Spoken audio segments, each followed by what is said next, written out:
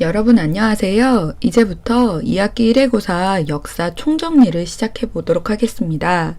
이번 2학기 1회고사는 시험 문제가 객관식 24개, 서술형 4개입니다. 자, 핵심적인 사항을 중심으로 해서 1시간 내로 정리를 할 터이니 여러분도 열심히 수업에 집중해 주시기 바랍니다. 1번 대한제국이 1904년에서 1905년 러일전쟁 직후에 중립을 선언하였지만 일본은 이를 무시하고 한일 의정서를 맺어서 군사상 필요한 우리나라의 땅을 마음대로 사용할 수 있게 되었습니다. 자, 한일 의정서 러일 전쟁 중에 일본이 우리나라의 땅을 마음대로 사용하기 위해서 맺은 조약 이름입니다. 자, 이 러일 전쟁의 결과 누가 승리를 하였냐면 일본이 승리하였습니다. 그리고 1905년에 무슨 조약? 을사조약을 강제로 체결해서 첫 번째 우리나라가 다른 나라와 교류할 수 있는 외교권을 빼앗고, 두 번째 우리나라를 감시 감독하는 통감부를 설치하였습니다. 을사조약을 통해서 외교권을 빼앗기고 통감부를 설치하여 우리나라가 정말 망하기 직전의 상황까지 갔습니다. 을사조약 중요한 조약이지요. 자, 세 번째, 이렇게 해서 을사조약 이후에 우리나라가 어떻게 국권을 빼앗기게 되었느냐.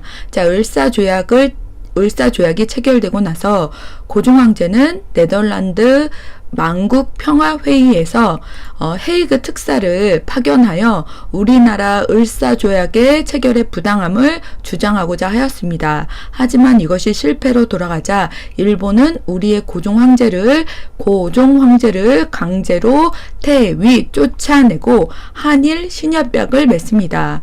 이것을 통해서 우리나라 행정각부의 장관이 아니라 차관에 일본인들이 들어오게 되고 우리나라의 경찰권 그리고 재판할 수 있는 권리 사법권을 모두 빼앗아 가고 결국은 대한제국을 강제로 일본에 합치게 됩니다. 자, 여러분이 이렇게 일본이 우리나라의 국권을 강탈해가는 과정을 순서대로 꼼꼼히 살펴보시기 바랍니다. 자, 이렇게 1905년 을사조약과 1910년 대한제국 강제 병합 그런 일들이 일어날 때 우리나라는 일본한테 첫 번째 독도, 두 번째 간도를 빼앗기게 됩니다. 간도 같은 경우는 특히 일본이 남만주 철도 부설권을 일본이 얻기 위해서 청나라와 협약을 맺게 됩니다. 어떤 협약? 우리나라의 땅 간도를 청나라의 땅으로 인정하는, 그러니까 자기네들이 철도 놓는 권리를 청나라한테 얻기 위해서 우리나라의 땅인 간도를 청나라의 땅으로 인정하는 간도 협약을 맺게 됩니다. 자, 그래서 일제 국권을 빼앗기기까지 간도 협약을 통해서 우리나라가 간도를 청나라에 빼앗겼다라는 내용 잘 기억해 두시고요. 자, 이 시기에 여러 방면에서 활동한 사람들이 있습니다. 첫 번째, 신돌석은 언제 을사조약이 일어날 당시에 을사의병, 평민의병장으로서 활동했던 사람 4번이고요. 안중근은 수업 시간에 영상으로도 봤습니다. 이토 히로부미를 총을 쏴서 하얼빈역에서 죽인 사람이지요. 자, 세 번째 안창호 같은 경우는 반전 있는 교회 오빠 신민회를 조직한 사람입니다. 네 번째 장인환, 전명훈 이런 사람은 미국 재정고문 스티븐스를 사살한 사람이지요. 그래서 정답은 4312 이렇게 정리하시면 되겠습니다. 자, 이 당시에 우리나라에는 의병이 크게 3단계로 진행이 되었습니다. 을미의병은 1895년, 을사의병은 1905년, 정미의병은 1907년입니다. 을미의병이 일어난 계기는 이름에도 나와 있지만 을미사변, 즉 우리나라 명성황후가 일본 자객에 의해서 무참히 살해된 사건과 을미개혁, 그 중에서도 단발령, 사람들 머리를 싹둑싹둑 자르게 했던 그 단발령 실시에 반발해서 일어난 의병입니다. 자, 을사의병은 을사조약 당시에 그 체결에 반대하는 의병이었고, 아까 봤다시피 병장 신돌석 등이 등장한 것을 통해 봤을 때 의병운동이 많이 확대되었구나 라는 걸 알 수 있습니다.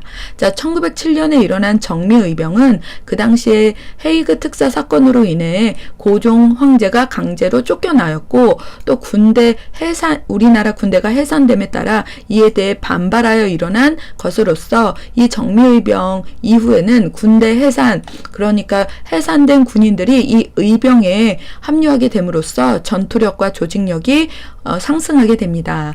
여러분 어려운 시험에서는 이런 의병 3단계를 순서대로 나열해라 이런 것도 잘 나오고 각각의 원인을 고르는 것도 시험 문제 아주 많이 활용됩니다. 의병 운동에 대해서 꼭 정리해 두시기 바랍니다. 자, 7번째, 7번. 일본이 우리나라의 황무지, 못 쓰는 땅을 쓸 수 있게 개간하겠다라는 권리를 요구하였는데 이것의 본질은 그렇게 해서 개간한 황무지를 지들이 갖겠다라는 것이었습니다. 당연히 이에 반대하는 애국개몽운동단체가 있었습니다. 그 단체 이름은 보완회입니다. 애국개몽단체는 보완회, 헌정연구회, 대한자강회 등이 있습니다. 선생님은 보완회 하나만 제시하였습니다. 자, 대한자강회는 고종황제가 강제로 쫓겨나는 것에 대해 반대운동을 전개하다 일제에 의해 강제로 해산되었습니다. 그래서 5입니다. 자, 안창호, 양기탁 등이 조직한 비밀단체로서 민족교육을 실시하여 대성학교, 오산학교 등을 세웠고 민족기업을 육성하기 위해서 자기회사, 태극서관 등을 세웠고 그 다음에 만주 삼원보에 독립운동기지를 건설하여 독립전쟁을 준비하였던 단체는 반전 있는 교회 오빠 신간회가 아니라 신민회였습니다. 그래서 X. 자, 선생님이 수업 시간에 신민회를 매우 강조하였습니다. 왜냐하면 다른 애국개몽운동 단체들은 대부분 교육과 경제 측면에서 실력을 키우자라는 단체였지만 이 신민회는 그것들 뿐만 아니라 국외, 그러니까 만주의 삼원보라는 지역에 독립운동 기지, 그러니까 독립운동을 할 수 있는 그런 바탕을 마련해서 독립전쟁을 준비하였다는 것. 그러니까 신민회 자체가 교육과 경제 발전 이런 것들만 실력 양성 이런 것만 신경 쓴 게 아니라 강력한 한방, 그러니까 국외에 독립운동 기지를 마련하여 독립전쟁을 준비하였다라는 것이 아주 큰 의의입니다. 신민회 자체는 수업 시간에 선생님이 아주 강조를 많이 했습니다. 이 신민회가 우리나라 독립운동 역사에 많은 영향을 끼쳤기 때문입니다. 그러니 여러분도 반드시 신민회에 대해서 꼭 정리해 두시기 바랍니다. 자, 1907년 대구에서 시작된 국채보상운동, 여기에서 국, 나라, 채, 빚을 보상, 갚자라는 운동으로 일본이 마음대로 우리한테 빚, 그 당시의 돈으로 1,300만 원을 우리에게 빌려주었고 우리는 그 빚을 갚아 경제적으로 일본한테 더 이상 당하지 말고 자주성을 지키자 운동이 일어났습니다. 비록 실패로 끝났지만 그 운동 이름 국채보상운동입니다. 결국 한일 강제 병합이 이루어졌습니다. 언제? 1910년에. 자, 일제는 식민 통치의 최고 기관인 조선 총독부를 설치하게 됩니다. 이 조선 총독은 우리나라에서 가장 막강한 권력들을 다 가지고 있었으며 그리고 일본에서 육군 해군 대장 출신만 여기 조선 총독으로 올 수 있었습니다. 자, 1910년입니다. 1910년 독립운동 같은 경우 일제 식민 지배 방식 이런 것들은 1910년대, 1920년대, 1940년대 이렇게 딱딱 끊어서 3단계로 나눠서 공부해야 합니다. 자, 1910년대 첫 번째, 즉결 처분권을 가진 헌병이라는 말이 나옵니다. 헌병은 국민의 질서를 유지하는 게 아니라 군인들의 질서를 이렇게 지키는 질서를 유지하는 그러한 군인입니다. 근데 그런 군인들이 국민들, 우리나라 백성들을 지배하였고 즉결 처분권, 그러니까 경찰이 즉시 판결을 하여 그 사람에게 처벌을 내릴 수 있는 막강한 권력을 가지고 있습니다.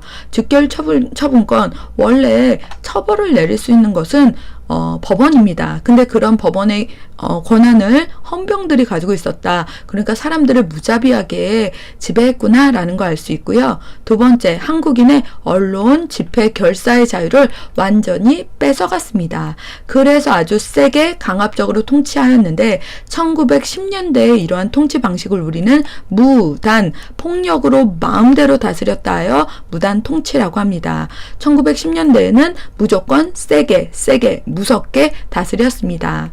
정치적으로 이랬다면 경제적으로는 어떻게 했느냐? 1910년대에 자, 목적을 잘 정리해 두세요. 그들이 우리를 통치하는 데 필요한 기초 자료, 땅에 대한 기초 자료가 필요했을 것입니다. 두 번째, 재정, 나라의 살림살이 기반, 그러니까 돈을 마련하기 위해서 토지 조사 사업을 실시합니다. 여러분 착각하지 마세요. 1910년대는 일본이 우리나라에 처음 들어온, 그러니까 우리나라를 식민 지배를 처음 한 시기입니다. 따라서 쌀이 아니라 쌀이 나는 그 땅을 먼저 조사했습니다. 그리고 이 토지조사 사업을 통해서 많은 토지를 조선 총독부 소유로 만들거나 아니면 이 많은 땅들을 동양 척식 주식회사, 그러니까 일본이 우리나라의 땅을 마음껏 빼앗기 위해서 만든 회사, 이런 회사나 아니면 일본인에게 헐값으로 팔아 넘겼습니다. 1910년대에 이루어진 경제정책은 토지조사 사업, 그것을 실시한 이유는 일제가 식민 통치에 필요한 기본 자료, 땅에 대한 기본 자료와 돈을 마련하기 위해서라고 정리 꼭 해두세요. 자, 14번. 자, 일제는 회사령을 공포하였습니다. 회사령. 조선에서 회사를 세울 때는 조선 총독의 허가를 받아야 한다. 그러니까 회사를 세울 때 조선 총독부의 허가를 받아라. 허락을 안 하면 회사를 못 세우게 하겠다. 이게 회사령입니다. 자, 1910년대의 모습입니다. 정치적으로는 무단 통치, 경제적으로는 토지조사 사업과 회사령이 있습니다. 사람들은 10년을 참았습니다. 하지만 10년을 참았으나 더 이상은 안 되겠다. 드디어 꿈틀꿈틀 됩니다. 자, 일제가 무단 통치를 하여 일본에 대해 반대하는 감정이 치솟습니다. 그리고 미국 대통령 윌슨이 뭘 주장하냐면 민족의 운명은 스스로 결정해라 라는 민족 자결주의를 주창하지요. 물론 이것은 제1차 세계대전 당시에 패전국, 그러니까 1차 세계대전 당시에 진 나라의 식민지한테 너희들 독립해라 라고 주장하는 속뜻으로서 그때 일본은 라인을 잘 타서 승전국, 이긴 나라였습니다. 그러니까 이긴 나라의 식민지인 우리나라는 독립을 할 수 없는 그러한 주장이었지요. 자, 그리고 일본 도쿄 유학생들이 2월 8일 날 독립선언을 먼저 합니다. 이것에 공유되어 3.1운동이 일어나지요. 자, 독립운동가들은 이 3.1운동을 계기로 하여 독립운동을 여기저기서 마구잡이로 하는 것보다는 조직적으로 전개하는 것이 좋겠다 하여 대한민국 임시정부를 수립합니다. 자, 이런 3.1운동은 중국의 오사운동이라든지 인도의 그 간디가 주도한 비폭력 저항 운동에 많은 영향을 줍니다. 수업 시간에도 강조했습니다. 3.1운동이 오사운동에 영향을 준 것입니다. 3월보다 5월이 뒤니까 3.1운동이 오사운동에 영향을 주었겠지요. 자, 그리고 3.1운동 결과 독립운동을 체계적으로 해야겠다 해서 임시정부가 수립되었다라고 했는데 임시정부가 여러 곳에 있었습니다. 연해주에도 있었고 상하이에서도 있었고 우리 서울, 옛날에 한성 여러 지역에 임시정부가 있었는데 대표성이 있는 정부 하나로 통합하기 위해서 외교 활동에 유리한 어디에 상하이에 임시정부가 수립이 됩니다. 자, 이러한 대한민국 임시정부는 자, 3권 분립, 그러니까 입법권, 법을 만드는 사법권, 법을 그러니까 적용해서 재판하는, 그다음에 행정권, 정책을 행하는 그런 3권 분립으로 원칙을 정하고 그 다음에 대통령을 뽑아서 그 대통령으로 하여금 정책을 수행하게 하는 대통령 중심제를 내용으로 하는 헌법을 만듭니다. 그리고 이 헌법에 따라 대통령 이승만이 선출이 됩니다. 자, 이런 대한민국 임시정부는 독립운동에 필요한 자금, 돈과 정보를 모으기 위해서 상하이에서 우리 한반도까지 연결된 비밀 행정 조직망 연통제를 마련하고 그 다음에 비밀리에 연락을 연락을 할 수 있는 조직망, 교통국을 설치합니다. 이 두 가지가 나중에는 일본한테 들켜서 완전히 무너지게 됩니다. 이뿐만 아니라 대한민국 임시정부는 미국 워싱턴에 구미위원부를 설치하고 외교활동에 힘썼습니다. 구라파, 유럽을 뜻하고 미국, 그러니까 유럽과 미국을 중심으로 외교활동을 할 수 있는 부서라고 생각하시면 됩니다. 하지만 이 대한민국 임시정부는 갈등이 그 안에서 전쟁을 할 것이냐, 일본한테 독립을 하기 위해서 외교활동을 할 것이냐, 아니면 실력을 양성할 것이냐, 이런 여러 가지 노선의 차이로 갈등을 겪게 되고, 그 다음에 연통제나 교통국 등이 일본한테 발각되면서 결국 많은 사람들이 이 대한민국 임시정부에서 이탈하게 됩니다. 자, 1920년대로 넘어갑니다. 자, 1920년대는 3.1운동을 계기로 해서 많은 것이 바뀝니다. 통치 이름이 문화통치입니다. 자, 문화를 존중해주는 척 합니다. 하지만 그 본질을 잘 살펴보면 친일파를 늘려서 민족을 이간질시키려는 민족 분열 정책이었습니다. 자, 1920년대의 통치 방식을 이른바 문화통치, 근데 그것의 목적은 결국 친일 세력을 늘려 민족을 쪼개려는 민족 분열 통치입니다. 여러분 잘 정리해 두세요. 1910년대의 통치는 무단통치, 우리나라 사람들을 억압하고 그래서 일본한테 개기고 저항하는 것을 막기 위한 통치였다면, 1920년대에는 우리 조선도 대한제국도 밟으면 꿈틀한다라는 걸 3.1운동을 통해서 깨닫고 우리를 문화를 존중해주는 척 하면서 우쭈쭈 하였지만 결국은 친일파를 키움으로써 민족을 분열하려는 통치였습니다.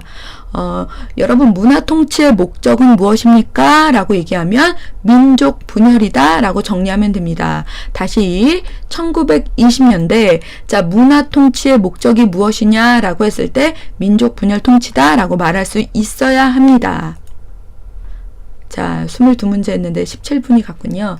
다시 1920년대에 문화 통치를 실시한 이유는 무엇이냐? 친일파를 늘려서 민족 분열을 하기 위함이었다. 자, 선생님 여러 번 정리했습니다.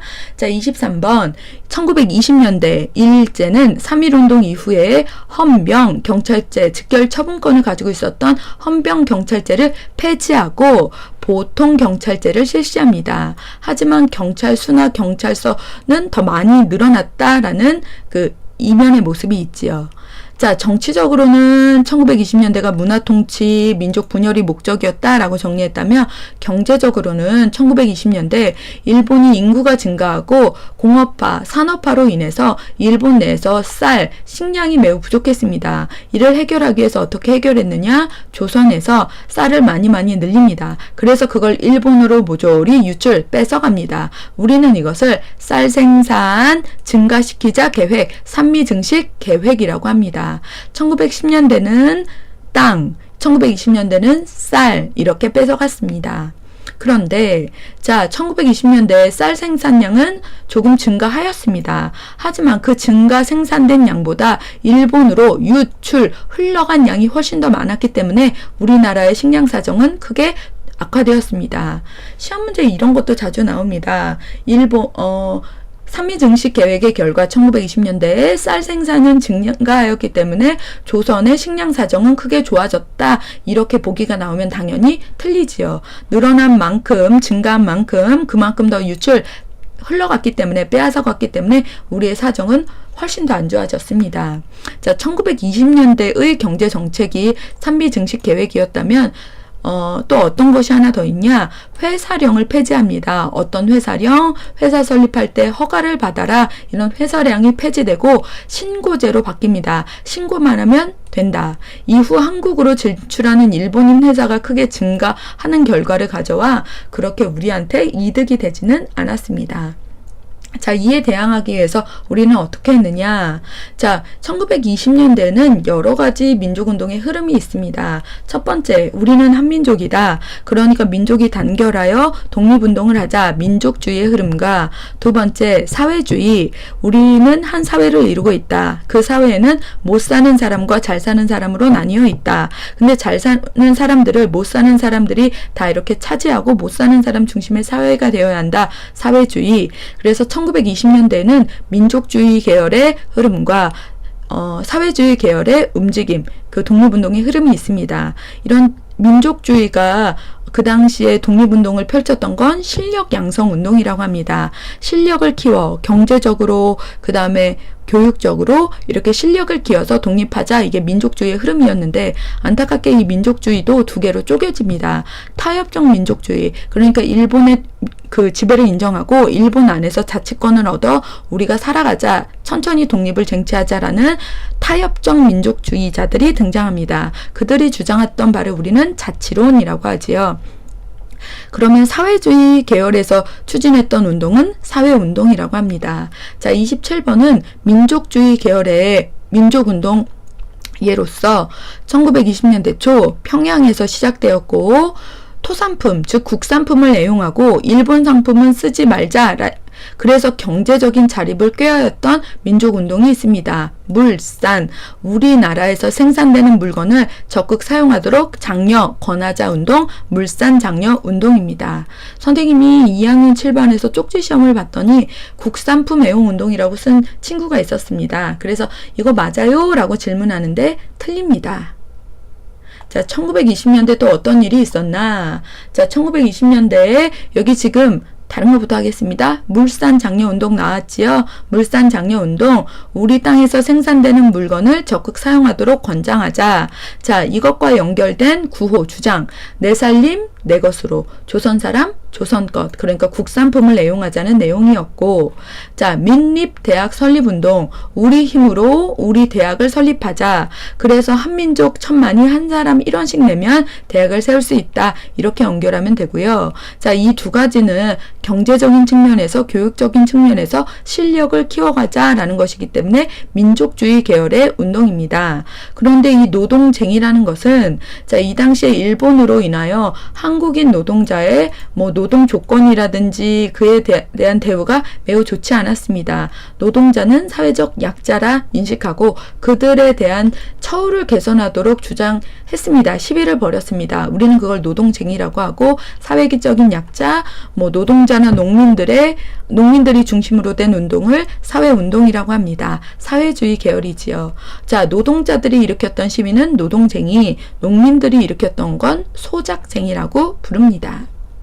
자, 6월 60만세 운동, 1920년 60만세 운동은 순종, 우리나라 마지막 황제 순종의 장례식 날에 맞추어 전개된 독립만세 시위운동이고, 자, 광주 학생 항일운동은 3.1운동 이후 최대 규모의 항일민족운동이었습니다. 자, 이 두 운동의 공통점은 학생이 중심이 되어서 일으켰다라는 것이고, 특히 광주 학생 항일운동은 광주 기차 안에서 일본인 남학생이 우리나라 여학생을 희롱한 사건에서 발단한 것으로, 이 운동으로 인하여 반일 감정이 고조되고 식민 지배에 대한 반대, 그 다음에 식민 차별 교육 제도에 대한 반대, 이런 걸로 전국적으로 시위가 옮아가며, 이 시위를 적극적으로 이렇게 주도했고 지원했던 단체가 다음 나올 신간회입니다. 이 시위가 일어났던 그 날이 11월 3일이고 11월 3일을 우리는 학생의 날이라고 하지요. 자, 그래서 여러분은 5월 5일 어린이날이라 아니라 이제는 11월 3일 학생의 날을 중요시해야 된다고 얘기했습니다.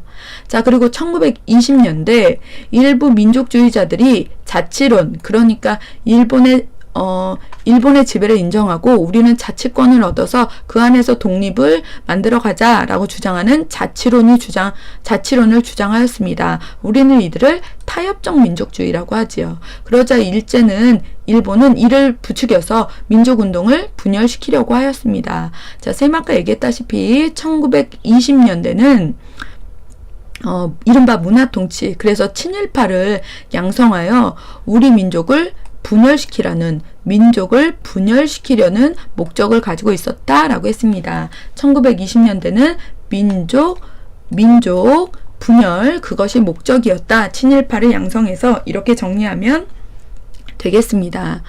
자, 이런 일부 타협적 민족주의자들이 아니라, 자, 비타협적 민족주의 세력, 선생님 그래서 줄여서 비타민이라고 하였지요. 그리고 사회주의 세력이 연합하여 조직한 두 번째 오빠 신간회, 이 신간회는 광주 학생항일운동을 전국적으로 확산하는데 기여하였습니다. 신간회의라고 하면 정말 생각이, 노선이 다른 두 세력이 독립이라는, 그리고 자치론자들, 타협적 민족주의자들을 이렇게 배격하려는, 그래서 같이 성격은 다르지만 주장하는 바는 다르지만 손을 잡았다 하여 신간회, 아주 중요하다고 정리하였습니다. 자, 여러분, 신간회는 어떤 세력이 이렇게 구성하였냐? 비타협적 민족주의 세력과 사회주의 세력이 연합하였다. 비타민과 사회가 연합하였다. 잘 정리해 두시기 바랍니다. 자, 1920년대 계속합니다. 1919년 김원봉 등이 조직한 의로운 일을 열심히 하는 아이들 의열단은 김익상, 김상옥, 나석주 등이 식민통치기간 조선총독부나 동양척식주식회사나 종로경찰서 등을 파괴하고 폭탄을 투척하고 일본의 고위 관리를 처단하는 등의 활동을 전개하였습니다.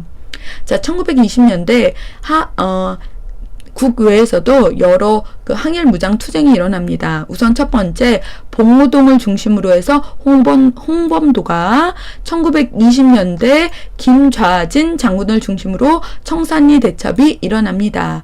자, 홍범도의 봉오동 전투가 먼저, 그 다음에 청산리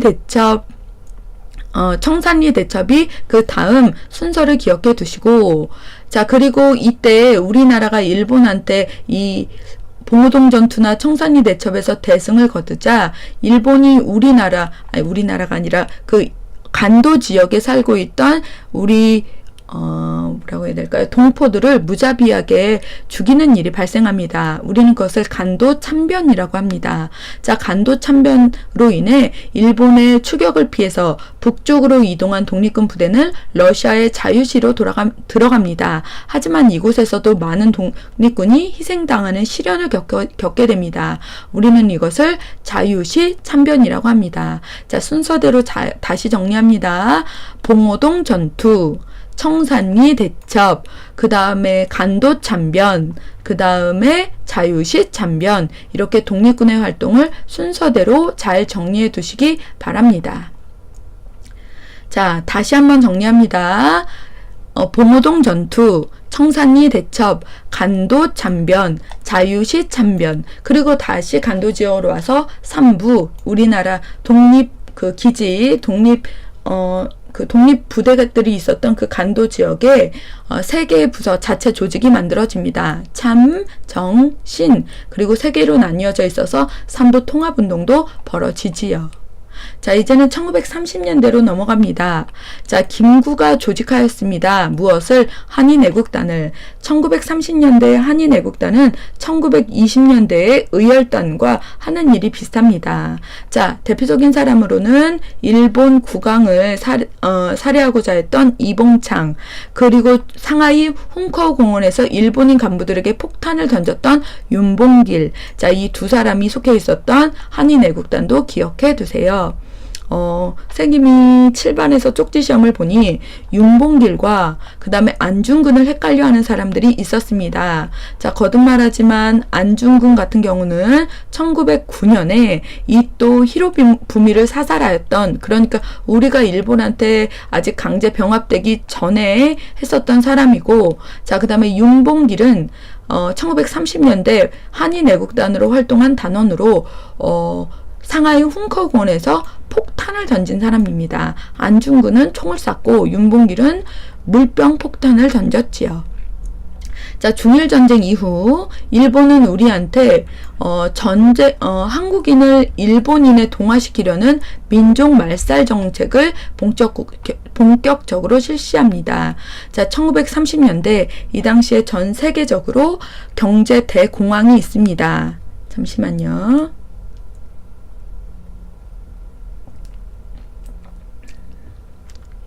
경제 대공황이 일어납니다. 경제 대공황이란 경제적으로 매우 어렵고 혼란한 상황으로서 일본은 이를 해결하기 위해서 전쟁을 벌입니다. 전쟁을 통해서 무기나 기타 식량이나 이런 것들을 만들어낼 수 있고, 그런 걸 통해서 경제를 다시 발전시킬 수 있으니 전쟁을 통해 대공황을 해결하려고 하는데, 그러려면 한국인이 그런 일본의 전쟁에 자발적으로 동원되진 않을 것입니다. 그래서 한국인을 일본인이라고 생각하도록, 그러니까 한국인, 넌 일본인이야, 너는 일본인과 똑같아 라고 그런 생각을 계속 주입시키려고 하였습니다. 그래서 민족의 혼을 말살하려고 하였던 1930년대 민족 말살 통치를 잘 기억해 두세요. 1910년대는 무단 통치, 1920년대에는 문화 통치, 그의 목적은 민족 분열이다. 1930, 40년대는 민족 말살 통치다. 기억하시면 됩니다. 자, 민족 말살 통치, 1930년대 민족 말살 통치의 구체적인 내용으로는 일제가 천황, 그러니까 일본의 황제에게 충성을 맹세하는 노래라고 해야지요. 황국신민서사 이런 걸 강제로 외우게 했고, 신사참배라든지 아니면 궁성요배, 창씨개명 등을 강요하였고, 그 다음에 무슨 소학교라는 우리 지금의 초등학교를 국민학교로 이름을 바꾸고, 그 다음에 조선일보나 동아일보 등을 강제로 폐간하는 등, 그게 바로 민족말살 통치의 모습들입니다. 정치적으로 그랬다면 경제적으로는 일본이 조선을 침략 전쟁에 필요한 물자를 만드는 공급 기지로 만들려고 하였습니다. 그런 기지를 우리는 병참기지라고 합니다. 여러분, 병참기지 어려운 말 아닙니다. 전쟁을 할 때 분명히 필요한 물건들이 있을 것입니다. 다양한 무기들, 다양한 군복, 여러 가지들, 이런 것들을 공급하려는 장소가 필요할 것입니다. 그 장소를 병참기지라고 하는데, 일본은 우리나라를 그렇게 병참기지로 만들었습니다. 쉽게 말하면 전쟁에 필요한 물건들을 모두 우리나라에서 뽕 뽑겠다, 이런 뜻이겠죠. 그런데 알다시피 여러분, 우리나라는 북부지방이 훨씬 더 자원이 많습니다. 따라서 군대에서 필요로 한 물건을 만드는 군수 공장이 대부분 북부지방에 있었습니다. 그러니까 북부지방에 일본이 세웠습니다. 상대적으로 남부지방은 그런 공장이 별로 없었기 때문에 북부지방과 남부지방은 산업 불균형, 그러니까 경제적인 격차가 매우 커졌습니다. 그래서 1950년 6.25 전쟁이 일어날 당시에도 북한이 우리보다 훨씬 잘 사는 그런 상황이었지요. 자, 1930, 40년대 경제정책 병참기지와 두 번째로 국가총동원법을 만들어서 한국인을 전쟁에 총동원하였습니다. 노동력을 확보하기 위해서 징용제를 실시하였고, 부족한 병력을 보충하기 위해서 징병제, 지원병제 등을 실시하였죠. 이렇게 인적 자원을 수탈해 갖고 일부 여성들을 군대 위안부로 끌고 가, 그래서 성노예로 만들기도 하였습니다. 인적, 물적 수탈이 매우 심각했지요. 자, 해외에서는, 국외에서는 그럼 어떻게 했었나? 1938년 김원봉, 선생님 저 김원봉 들어본 적 있어요? 여러분 들어봤습니다. 김원봉은 1920년대에 의열단을 조직했던, 활동했던 사람입니다. 자, 이 사람은 1930년대에 들어서 조선의용대라는 독립군 부대를 조직하고 일본에 대항하는 투쟁을 전개하였습니다. 자, 중일전쟁 이후 충칭, 자, 중국 내륙인 충칭으로 이동한 대한민국 임시정부는 이제 대한민국 임시정부 소속 군대인 한국광복군을 조직합니다. 김구를 중심으로. 이 한국광복군은 다양한 활동을 합니다. 인도 마얀마 전선에 투입되어 전쟁을 돕는다든지 끊임없이 많은 노력을 하였고, 특히 국내 진공작전이라 하여 우리나라로 진격하여 일본을 때려잡으려는 작전을 계획합니다. 그런데 그 디데이가 9월. 그러나 일제는 1945년 8월 15일 패망, 그러니까 원자폭탄을 맞고 패망하고, 그리고 우리에게 항복을 하지요. 그래서 결국 이 한국광복군의 국내 진입 작전은 실패하고 맙니다. 자, 한국광복군의 다양한 활동, 특히 국내 진공 작전을 계획하였으나 실패로 돌아갔다라는 내용도 잘 기억해 주세요. 여러분 1930, 40년대에는 민족 말살 통치라고 하였습니다.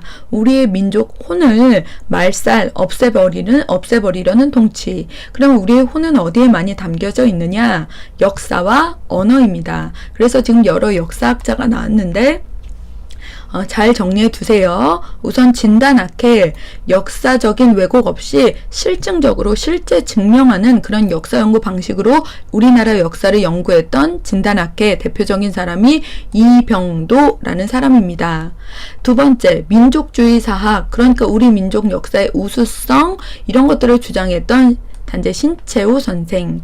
세 번째, 한국사가 너무 옛날의 역사, 아주 초보적인 역사에 머물러 있다라고 주장한 일본에 대항해서 한국사가 세계사의 보편적인 발전 법칙에 따라 사회 경제적으로 발전하였음을 강조하였던 백남훈 선생. 이 세 명의 역사학자들을 잘 정리해 두시기 바랍니다.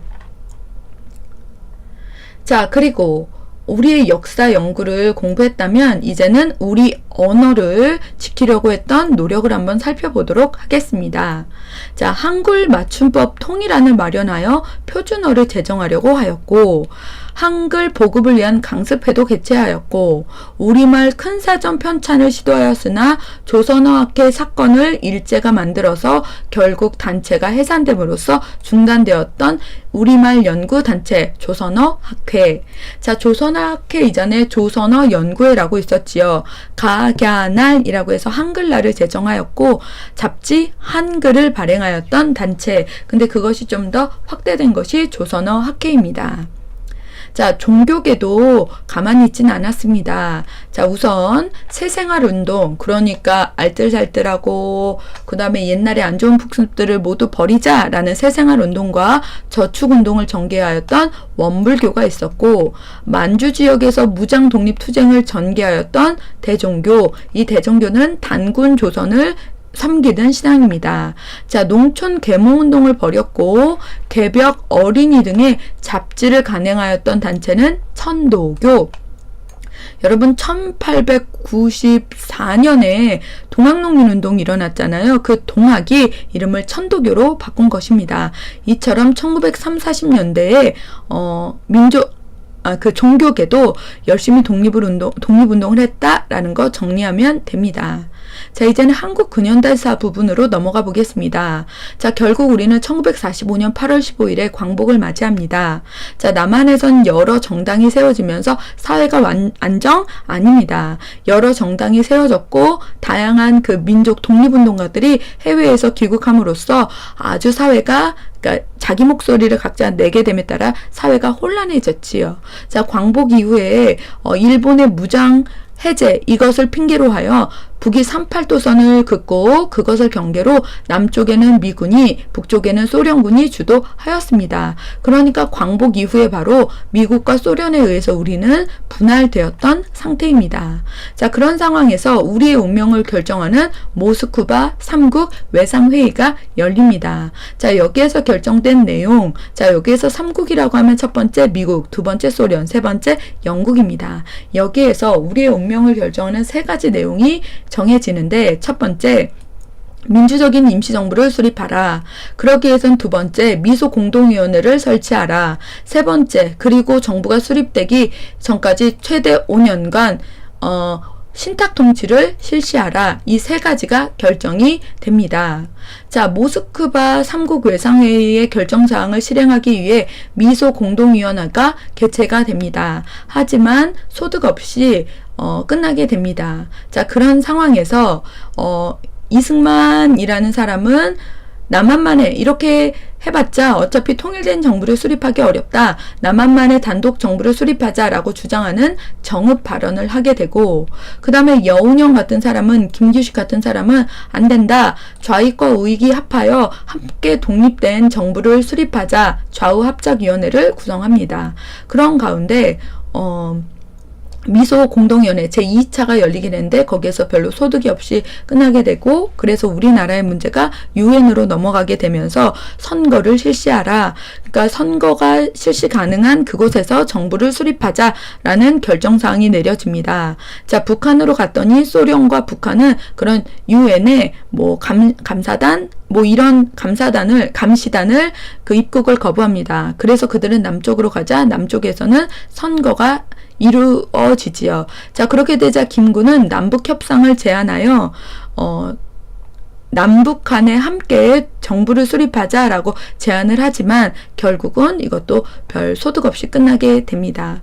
결국 남한에서는 1948년 5월 10일에 자, 50 총선거를 실시하고 헌법을 만든 국회, 제헌국회가 구성이 됩니다. 제헌국회에서는 국호를 대한민국으로 하고 제헌헌법을 만들었습니다. 이 제헌헌법의 내용은 첫 번째 대통령 중심제, 두 번째 민주공화정이었습니다.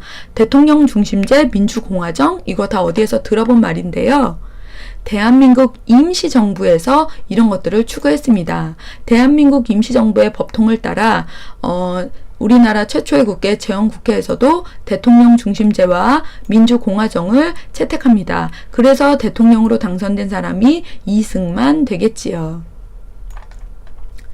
자, 그리고 제헌국회가 한 일, 친일파를 처벌하기 위해서 반민족행위 처벌법을 개정합니다. 여기에서 반민족행위라고 하면 친일파를 말하겠지요. 자, 이 처벌법의 결과 반민특위가 결성이 되고 그래서 처벌을 하고자 합니다. 많은 국민들은 친일파들을 많이 신고하고 제보를 하였고 그거에 대한 기대 열기가 아주 컸습니다. 하지만 좌우의 대립이 심하였고 이승만 정부의 소극적인 의지로 인하여 그래서 이것은 유야무야 끝나게 됩니다. 자, 그리고 이승만 정부는 토지개혁도 농지개혁도 실시하는데 무상으로 땅을 다 뺏어서 무상으로 나눠주는 건 북한 정부의 원칙이고 우리는 유상 매입, 돈을 주고 사서 그래서 유상 분배, 사람들에게 팔게 되는 이러한 농지개혁을 실시합니다. 이것으로 인하여 우리나라에서는 자기 땅을 가지고 농사짓는 자작농이 많아지게 됩니다. 자, 남한의 단독선거에 반대하여 일어났던 건 제주 4.3 사건이나 여순 사건이라고 부르는데 이런 사건들이 일어납니다. 자, 제주 4.3 사건, 여순 사건 모두 다 남한만의 단독 선거에 반대한 운동입니다. 자, 1950년부터 53년까지 6.25 전쟁이 일어납니다. 자, 북한군이 남한에 침범하게 되고, 자, 그게 1960년 6월 25일. 그래서 우리는 어디까지 내려오게 되냐면 낙동강까지 쭉 내려오게 됩니다. 근데 국군과 유엔군이 인천 상륙작전을 펼쳐서, 자, 우리는 다시 북으로 가게 됩니다. 자, 북으로 쭉 올라갔는데, 이때 북한이 누구한테 SOS를 치냐면 중국한테 SOS를 칩니다. 그래서 중국군이 전쟁에 참여하게 되고, 다시 아래로 쭉 내려오게 됩니다. 자, 이런 상황에서 38도선 일대에서 끊임없이 공방전이 일어나게 되고 결국은 휴전협정을 체결하게 됩니다. 이 과정을 잘 보시고 이 과정이 지도와 함께 나오기도 합니다. 지도는 교과서와 학습지에 잘 나와 있습니다. 6.25 전쟁 이후에 여러 가지 결과가 있습니다. 6분의 1, 전체 인구의 6분의 1이 사상, 죽거나 다쳤고, 전쟁고아라든지 이산가족, 수많은 이산가족들이 발생하였습니다. 그리고 많은 시설이 파괴되었고, 특히, 민족 간의 적대감, 이질감, 이런 게 컸지요. 남한에서는 이승만 정부가 공산주의에 반대하는 반공체제, 북한에서는 자기의 반대파를 제거하면서 김일성 독재체제, 즉 6.25 전쟁 이후 남한, 북한 모두 독재체제가 확고해집니다. 자, 이런 상황에서 이승만은 다시 대통령에 당선이 됩니다. 그러면서 헌법을 바꾸게 됩니다. 자, 2번만 대통령을 할 수 있다는 헌법 규정을 초대, 즉 1대 대통령에 한해서는 적용하지 않는다. 즉 3번, 4번 할 수 있다. 이렇게 자기 마음에 드는 부분만 쏙 빼서 헌법을 바꾸는데 우리는 이것을 발췌개헌이라고 합니다. 장기적으로 집권, 권력을 차지하려는 욕심이 보이는 대목이지요. 자, 제4대 정통령, 즉 대통령 정통령과 부통령, 그 당시에는 반장, 부반장처럼 정통령과 부통령이 있었습니다. 자, 이때 이승만 정부와 그 당시에 권력을 차지했던 정당 자유당은 이기붕을 부통령에 당선하기 위해서 온갖 무리수를 써서 선거 부정을 저질렀는데 이를 3.15 부정선거라고 합니다. 3.15 부정선거의 결과 3.15 부정선거로 전국 각지에서 학생과 시민들이 시위를 벌입니다. 처음에는 정부도 아주 강력하게 제압하려고 하였으나 그 열기가 식지 않게 되자 학생과 시민들이 부패한 장기 독재 정권을 무너뜨리게 됩니다. 우리는 그것을 1960년에 일어난 4.19 혁명이라고 합니다. 이것을 통해서 이승만 정권은 그러니까 무너지게 되었고 우리 한국 민주화의 새로운 전기를 마련하였습니다. 최초의 독재 정권에 대항한 민주화 운동, 앞으로의 민주화 운동에 많은 영향을 끼친 대단한 혁명입니다.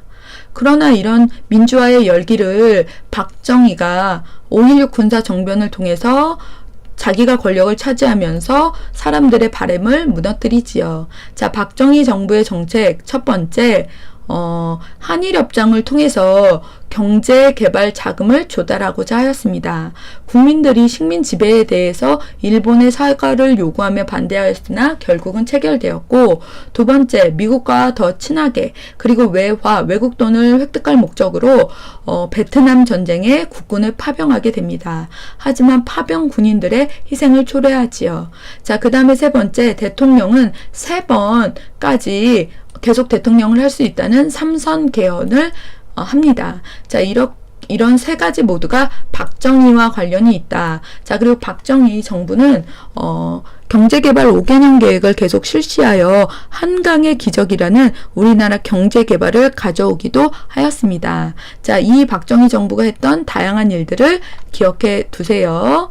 자, 박정희 정부는 이제 1970년에 유신헌법을 제정하여 이걸 10월 유신이라고 하거든요.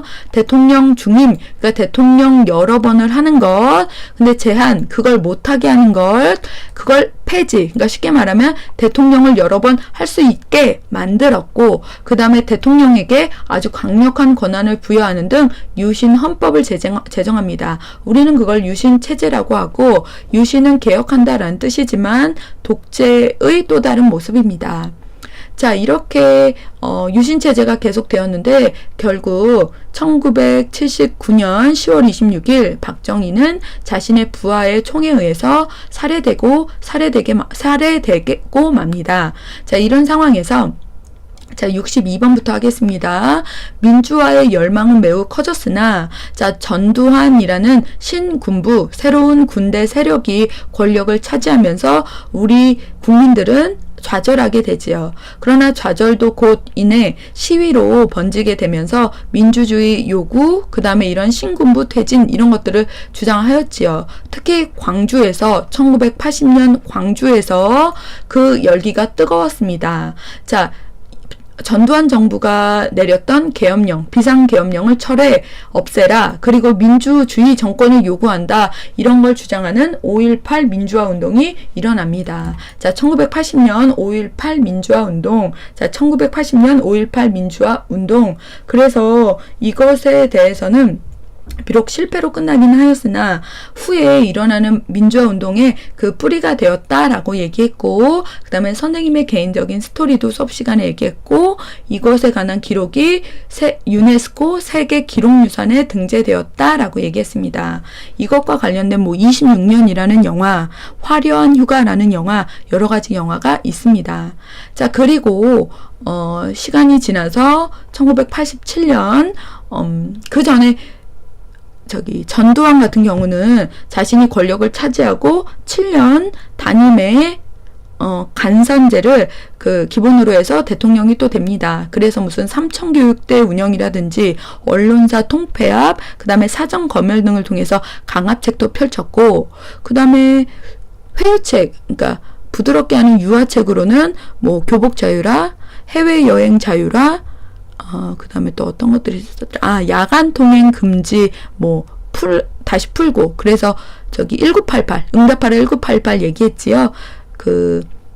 덕선이 친구들이 밤에 만났고 교복을 안 입었고 그 다음에 류준열 부모님의 해외여행 가고 그게 다 이때 이야기라고. 그런데 사람들은 전두환 그 정권의 뭐 7년의 단임의 간선제 이런 걸 원하지 않았습니다. 그리고 때마침 그때 많은 시비들이 일어나는데 박종철이라는 서울대 학생이 고문을 받다가 죽는 사건이 발생하며 정부에서는 책상을 탁 쳤더니 심장마비를 이렇게 하고 죽었다라고 발표하면서 사람들에게 아주 많은 반발을 일으켜서 결국 1987년 6월 민주항쟁이 일어납니다.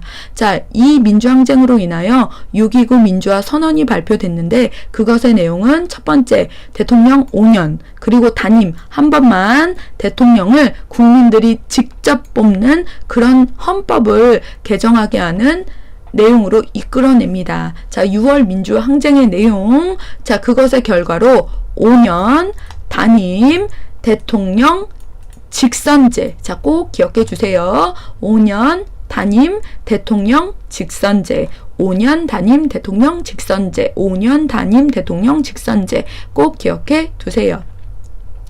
자, 마지막으로 역사교과서 왜곡에 대해서 정리하겠습니다. 자, 일본은 끊임없이 역사를 왜곡하고 있고 그 내용을 교과서에 실었는데 첫 번째, 일본의 옛날 역사를 되게 과장하여 실음으로써 우리의 역사 시작이 아주 좋았다라고 강조하지요.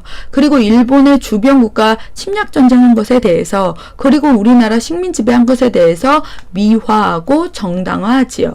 그리고 일본군 위안부에 대한 서술은 아예 제외함으로써 부끄러운 역사는 청소년들에게 가르치지 않습니다. 그리고 강제징용이나 징병에 대한 강제성을 부인합니다. 그러니까 자율적으로 참여했다라고 그렇게 주장하지요. 자, 일본은 러일 전쟁 당시 독도를 불법으로 자기네 나라로 편입시켰습니다. 현재 독도에 대해서 주권을 행사하고 있는 나라는 우리나라이며 대한제국은 대한제국 칙령 제41호에서 독도를 울릉도의 관할 구역으로 명시하였고 그래서 독도는 우리 땅이다라는 기록이 남아 있습니다. 자, 중국도 역사 왜곡을 합니다. 중국은 50여 개의 민족으로 이루어져 있습니다. 그래서 국가를 하나로 유지하기 위해서 특히 동북 지역의 역사를 중국 역사로 속하게 함으로써 중국 내 소수민족에게 너희는 중국인이야 라는 생각을 갖게 하고 혹시나 그들이 독립하려고 하였을 때 너희는 우리 소속이야, 우리 역사, 우리나라 사람이야 라고 이렇게 인식하게 함으로써 독립의지를 빼앗으려는, 또 어떤 측면에서는 남북한이 통일됐을 때 영토 분쟁이 발생할 것을 대비하기 위해서 동북지역, 그러니까 중국의 동북지역에 있었던 우리나라의 역사가 고조선, 고구려, 발해 등이 있는데 그 역사 자체도 자기네 나라 역사로 속하게 하려는 그러한 사업을 하고 있습니다. 그 사업을 우리는 동북공정이라고 합니다. 자, 동북공정, 고구려, 발해, 고조선을 자기네 나라 역사로 만들려는 중국의 역사 인식 중에서 자, 이 나라가 멸망한 다음에 남겨진 사람들이 중국에 편입되었다? 중국 중앙정부에 속한 지방정권이며 국가가 아니다? 자, 수나라하고 싸웠던 살수대첩, 당나라하고 싸웠던 안시성 싸움에 일어난 전쟁은 나라와 나라끼리의 싸움이 아니라 중앙정부와 지방정권의 내전이다. 그리고 이 나라의 독특한 무덤 장군총을 유네스코 세계문화유산에 우리의 문화재가 아닌 중국의 문화재로 등재하였다. 이 나라는 고조선, 고구려, 발해 중에서 고구려입니다. 여러분, 여기까지 해서 총정리가 끝났습니다. 자, 선생님이 강조했던 것들 중에서 좀 더 역사적으로 의의가 있는 거, 반드시 꼭 기억해야 되는 거, 선생님이 유난히 강조했던 것들을 중심으로 잘 정리하면 좋은 성적뿐만 아니라 좋은 역사인식을, 올바른 역사인식을 갖는데도 많은 보탬이 될 것입니다. 여러분 너무너무 많이 수고하셨고 시험 잘 보길 간절히 바랍니다. 여러분 파이팅입니다. 수고하셨습니다.